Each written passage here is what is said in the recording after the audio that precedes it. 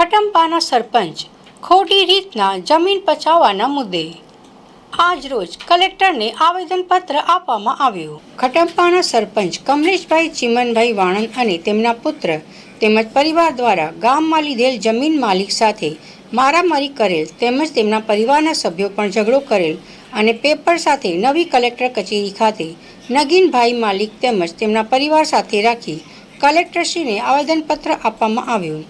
સરપંચ કમલેશભાઈ વાણંદ પરિવારને ધાક ધમકી આપેલ અને જ્યાં જવું હોય ત્યાં જાઓ, કોઈ મારું ઉખાડી નહીં શકે તેવું કહેલ, જેથી તેઓને અમે કલેક્ટરશ્રી પાસે કાર્યવાહી થાય અને આવા સરપંચ સામે પગલાં લેવામાં આવે તેવી રજૂઆત કરવામાં આવી। કલેક્ટર આવેદનપત્ર આપવામાં આવ્યું, જે તે રીતે જમીન માલિક જોડે મારામારી કરી હતી તેના પણ વિડીયો બતાવવામાં આવ્યા છે।